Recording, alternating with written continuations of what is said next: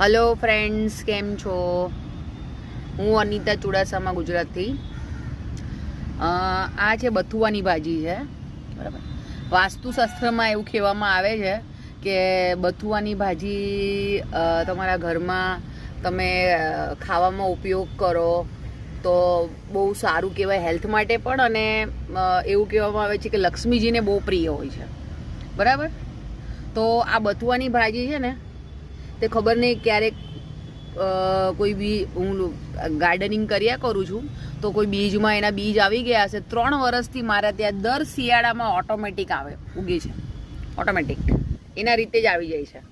હું આમાં કોઈ બીજ રાવતી નથી. જે ગયા વર્ષના હશે એકાદું પ્લાન્ટું છે ને મોટું થવા દેવું છું, એટલે એ જે બીજ પાકી જાય એ જ આપણે આની અંદર વેરી દઈએ છીએ.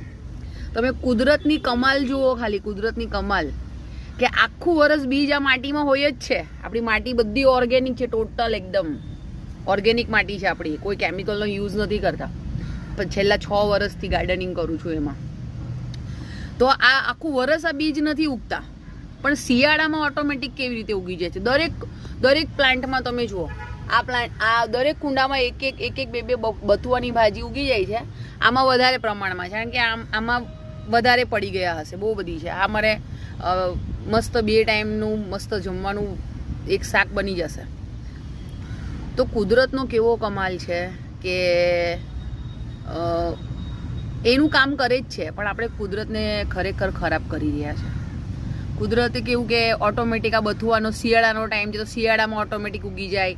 કોથમીર ઓટોમેટિક ઉગી જાય છે. જો કોથમીરના બીજ મેં ઘણા ટાઈમ પહેલાં નાખ્યા હતા તો ઓટોમેટિક શિયાળો આવે એટલે ઉગી જાય છે, બરાબર છે. આ પાલક છે, પાલક ઉનાળામાં આટલી સ્પીડમાં નથી ઉગતી, બસ શિયાળામાં તમારે 5-6 દિવસમાં જ એનું રિઝલ્ટ જોવા મળી જાય છે શિયાળામાં, બરાબર છે. આમાં જો આ કુંડામાં પણ વાવી છે પાલક. આપણે થોડી હાર્વેસ્ટિંગ કર્યા કરશું. જો આમાં બી બથુઆના નાના પ્લાન્ટ્સ આવી ગયા છે. જો આ બી બથુઆ જ છે. બહુ ખાવા માટે બહુ હેલ્ધી છે, સ્કિન માટે તો બહુ જ સારી છે, અને લક્ષ્મીજીને બહુ પ્રિય છે એવું માનવામાં આવે છે. તો આપણા ત્યાં તો ઢગલા થવાના છે. અહીંયા ઉગે છે એટલે મને એવું ફીલ થાય છે લક્ષ્મીના ઢગલા થવાના છે.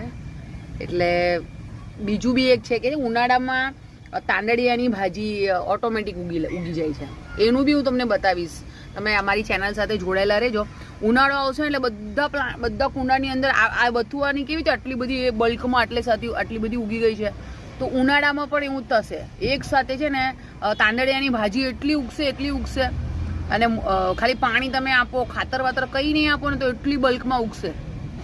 અને આ એક ટોટલી ઓર્ગેનિક છે. તમે વિચારો, ઓર્ગેનિક, આજની ડેટમાં ઓર્ગેનિક